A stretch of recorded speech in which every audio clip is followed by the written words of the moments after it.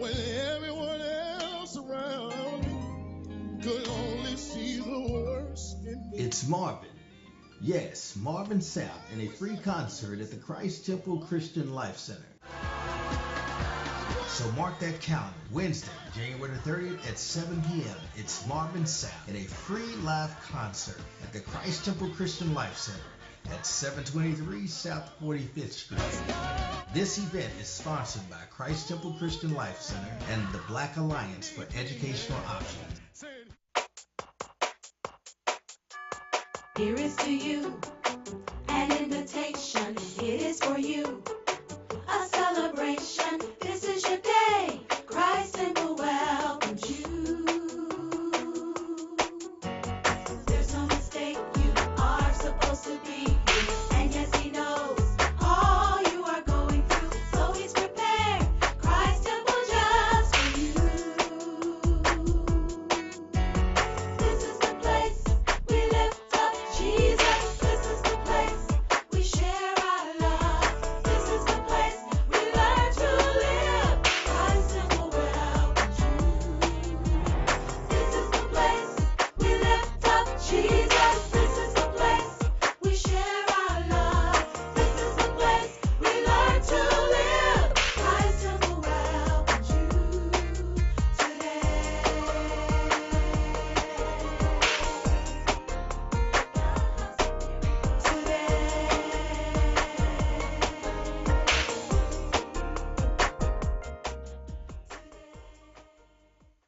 In our Bible study for the last several weeks, we have been teaching you from the subject and on the power of family forgiveness.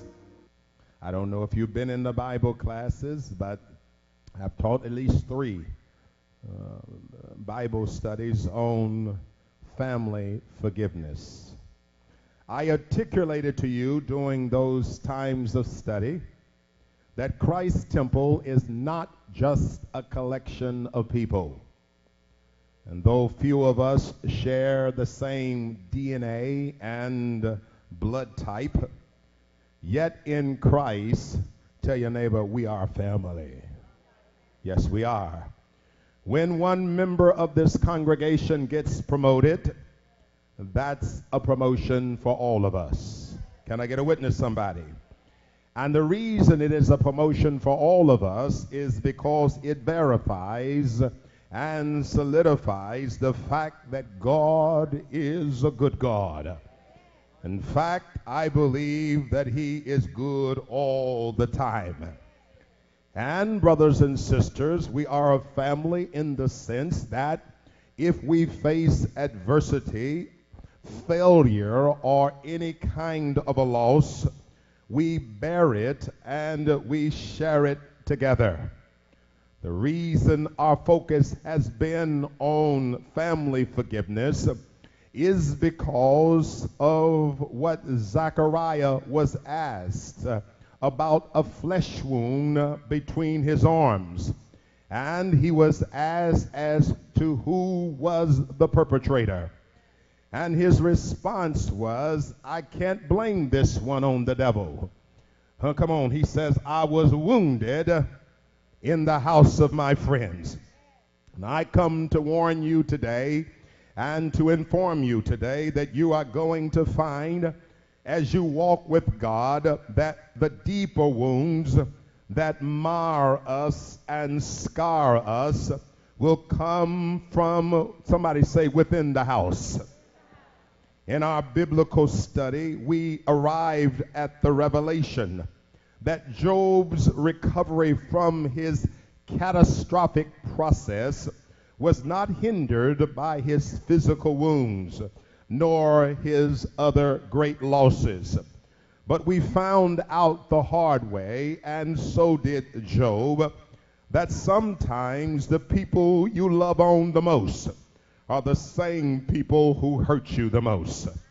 We discovered that what slowed Job's physical, material, and spiritual recovery was the fact that once trouble arrived, and baby, let me tell you something this morning, I don't care who you are.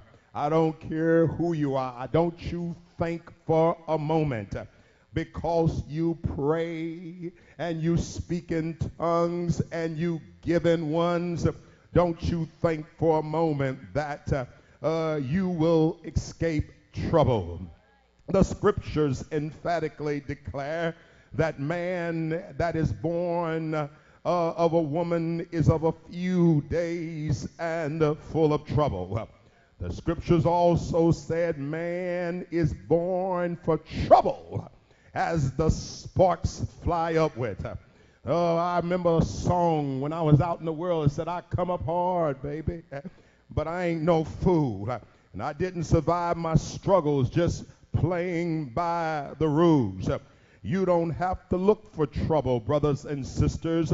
Wherever you are and whoever you are, I come to tell you that trouble will find you, because man that is born of a woman is a few days, and those few days are full of trouble. But I also know that when you face your troubles, you would think that your family, somebody say your family, are your BFFs and the people that you've helped and spoken into their lives. You would think that they would be there for you in your time of trouble. But that's not always the case. Am I telling the truth this morning? And that is essentially then what Job is dealing with. He has processed the loss of his land. He has processed the loss of his family and of his property. And brothers and sisters, without chemo, he is dealing with the pain of the cancerous skin worms that are eating up his flesh. But brothers and sisters, in the midst of his mess and of his unhappiness, he can't forget nor can he forgive those regions who never lifted a finger to help him in his hour of trouble. And God says to Job, the time of your processing has expired. I told y'all last week that your test is not left to fate. But baby, your test has an expiration date. Come on, somebody. And because trouble came and storms began to rise, and it felt like Satan had tied a noose and all hell just broke loose. Yet because you've been faithful to God, and because God, before him, you have held on to your faith and told all the haters that though the skin worms eat up my flesh, yet will I trust God. Take me back to where I was. And the word I heard in the Spirit was because some of you in here are in some deep trauma and are going through some deep drama today.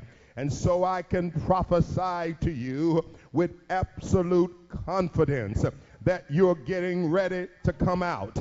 Come on, somebody. And you're getting ready to get double for all of your trouble. But God told me to tell you that the one thing that hinders the release of the glory of God upon your life is that you've got to forgive those folks who have done you wrong. You have to forgive those folks, especially Eliphaz and Bildad and Zophar, who have in your hour of trouble not spoken what was right concerning your trouble. That's what God said to Job's friends. It's not that their theology was wrong. They spoke many good and accurate things.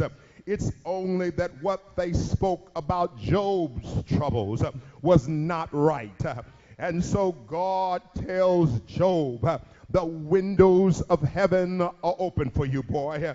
I'm getting ready to pour you out a blessing that you wouldn't have room enough to receive. But everything awaits the proof of your forgiveness. And so God directs Job and tells him, I want you to pray for your so-called friends. And I don't want you to pray an imprecatory prayer. And what's an imprecatory prayer, Bishop? Well, that's a prayer that says, God, vindicate me and strike them dead. That's the prayer that says, lift me from my situation and my devastation. But may all my enemies go to hell. Job 42 and verse number 10 tells us, and the Lord restored Job's losses when he prayed for his friends. Indeed, the Lord gave Job twice as much as he had ever had before. And so we establish the certainty and the fact that it is the goal of Satan and of his demonic forces and voices to leave the family in a state of devastation, to take something that is whole and to fragment it, to take something that is together and to tear something up, to send chaos where there once was peace. And then, brothers and sisters, if you followed along with me in the Bible class, we made the transition from the Old Testament passage to the New Testament, where Jesus references the tare and the wheat. And we learned that the tare is not your ordinary lawn weed or dandelion, but this weed is a massive, suffocating killer weed. Ain't no weed like that darnel weed. And we found out that it is the intentional aggressiveness of the tare that doesn't want and refuses to exist in a peaceful detente, but it is hell-bent on choking the life out of the wheat. And the Bible says that Satan comes that he may steal and kill and destroy the family, which is the foundation of society. And I told y'all some time ago, but I don't think y'all believe me, that the devil wanted to kill you, but God wouldn't let you die. Oh, come on, somebody. Are you sure about that, Bishop Ford? Are you sure that it's the devil that wants us to be killed? And yes, I am sure, because when Jesus was asked, how is this possible? How did we, the saints of God, the wheat, how did we get wrapped up and tangled up and tied up with this killer weed? And the answer came back and said, and the enemy has done this. And it also said that this happened to the church while men slept, while we were distracted by our quest for happiness, while our illicit desires were on fire, while we were knocked off a course by the pursuit of rings and things and bling bling. The enemy came in unawares or unnoticed and wreaked havoc in our families. But thanks be unto God, who always giveth us the victory. I told you that I'm not living in my memory, but I'm going after my destiny. But unfortunately, the saints don't seem to understand that as believers, we not only inherit the blessings of God that make it rich, but we also inherit the enemies of God that want to kill our date with destiny. And so a modern day glance at the average American family or for that matter, the average Christian family, we can really see now that the real families of the church don't look much like the Huxtables with Clara and Cliff and Theo and little Rudy. No, that's not the way the church, the families in the church look today. But the families, the average family in the church looks more like the Kardashians and Bobby and Whitney and the Family Guy and a Honey Boo Boo. So, brothers and sisters, it becomes increasingly difficult to maintain familial equilibrium and to hold the family together. I shared with the first service this morning that in America, the marriage breakup rate for first-timers is 41 to 50%. And I know that you're wishing that you can get out of this relationship and get somebody else because you think that the grass is greener on the other side. But I come to tell you that it don't get no better the second time around because the divorce rate for second-timers is 60 to 67%. And if you break that covenant and go on to your third marriage, I want you to know that it's a foregone conclusion that a third time is no charm because the three-peaters, their divorce rate is 73 to 74%. Marriage in the church, then, is the starting point for family. And the demonic demand and plan is to kill and steal and destroy family, the very foundation of our society. But you should understand, my brothers and sisters, that divorce is not the whole or the entire plan of the demonic forces. In a larger sense, divorce is only the aftermath and the fallout from the disintegration of the marriage. I come to tell the church today that the devil does not want to kill and he does not want to destroy in the sense of eradication or annihilation. Are y'all still with me? But the larger goal of the demonic forces is to get the family in the church to marinate and to operate in a state of this demonic dysfunctionalism. What is that, Bishop Ford? What is demonic dysfunctionalism? Well, first of all, it is the inability to acknowledge that we wrestle not against flesh and blood. Your fight with your wife is not really with your wife. You are not competing and struggling against human foes, but we have come against principalities, against dark powers, against the rulers of the darkness of this world.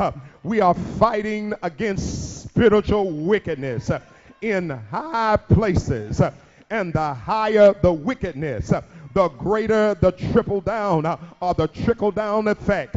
We wrestle not against flesh and blood. In fact, most of us don't even wrestle at all. How the devil accomplishes this destruction is via the subterfuge of dysfunctional families. Bishop Ford, what is a dysfunctional family? Listen to me right now. A dysfunctional family is a family in which conflict and misbehavior and neglect and sometimes abuse occurs continuously and regularly in the midst of a verbal testimony and visual public lifestyle that says we're okay. Can I say that again, y'all? I'll say it again. A dysfunctional family is a family in which conflict and misbehavior and neglect and sometimes abuse occurs continuously and regularly in the midst of your verbal testimony and your visual public lifestyle that says while you at church that we are okay. And brothers and sisters, the fact of the matter is that we are not okay. And we haven't been okay for a while. And to think and to live like you're okay when you're not okay is a classic example that perpetrating that you are okay is proof positive that this family is in fact dysfunctional. Y'all ain't gonna say nothing. And because we live in this faith community called Christ Temple, in which the majority of its members are perhaps dysfunctional and they don't even know it. Y'all ain't gonna say nothing. But alongside this dysfunctionalism, we sincerely love God and we worship God and we say praise the Lord. Therefore, we live in a coexistent state of dysfunctionalism. Y'all ain't gonna like me today. I can see that already. In the church, I come to tell you that in the church, touch your neighbor and say, that's the way we roll. And we don't know how pervasive it is. And so we think everybody rides like this and walks this way. And so I'm going to tell you that I got plenty of suits in my closet. And I got more alligator shoes than I know what to do with. But tell your neighbor right now, all I want for Christmas is for my dysfunctional family to get better and stay together.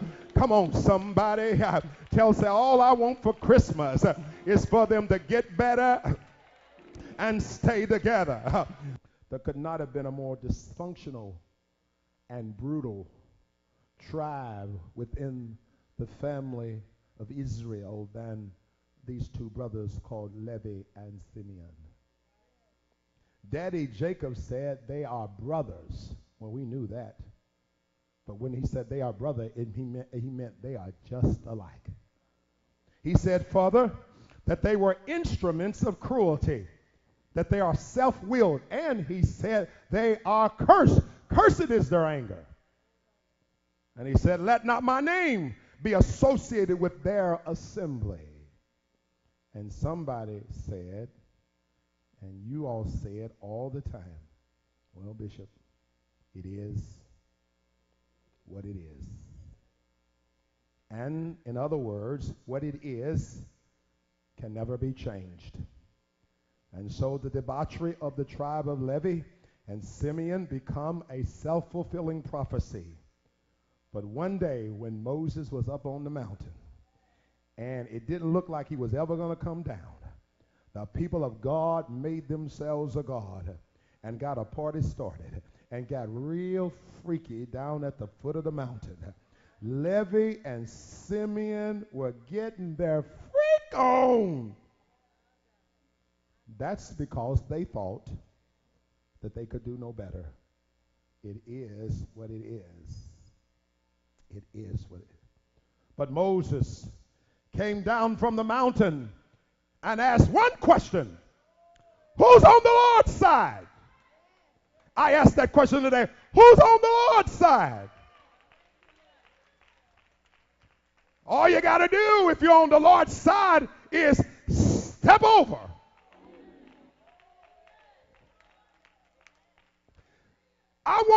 God is saying to us today, I know what you've done. I know where you've been. I know who you've been with. I know you're cursed. But if you could just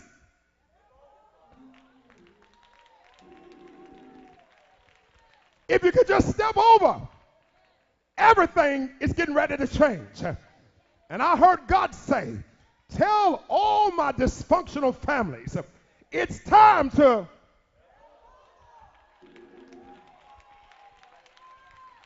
and when Levi stepped over, everything changed. They no longer were a cursed tribe. They became the handlers of the presence of God. Tell somebody, I don't want to stay in this mess no longer. I want to be a handler of the presence of God. And I heard God say to Christ Temple, it's time to step over. Step over, step over, step over. Come on and give God praise up in here. Oh, yeah. Yeah. As we cross over into 2013, is our greatest testimony going to be, it is what it is? Or is it going to be, my dysfunctional family, we have some issues, but we're not going to give up and we're not going to give in, but we're going to step over. Come on, somebody. We're going to step over to the Lord's side. And when we step to the Lord said, I'll meet you at the point of your need. And he'll lift you up. And he'll embrace you. And he'll keep you. And he'll give you the victory.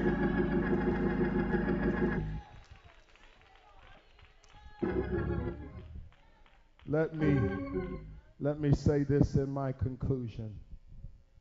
The line of David that I hear y'all talking so much about is nothing less than a jacked up line. Come on, somebody. And the only thing that can redeem it is the future promise and presence of the Messiah God. Come on, somebody. Jesus has some people with some significant issues in his bloodline. But many of these people, come on, say somebody, they stepped over. Rahab was a prostitute, but she stepped over. There come a time in her life when she said, Lord, we jacked up, a whole family jacked up. I make my money, I run the house by prostitution. She said, I run the best little whorehouse in Jericho. He said, but it's time for me to get out of here and get with the people of God. So Rahab crossed over. Here is to you an invitation. It is for you a celebration. This is your day. Christ Temple welcomes you. There's no mistake. You are supposed to be here. And yes, he knows all you are going through. So he's prepared. Christ Temple just for you. This is the place we lift up Jesus. This is the place. Never would have made it when everyone else around me could only see the worst in me. It's Marvin. Yes, Marvin Sapp in a free concert at the Christ Temple Christian Life Center. So mark that calendar. Wednesday, January 30th at 7 p.m. It's Marvin Sapp in a free live concert at the Christ Temple Christian Life Center at 723 South 45th Street. This event is sponsored by Christ Temple Christian Life Center and the Black Alliance for Educational Options.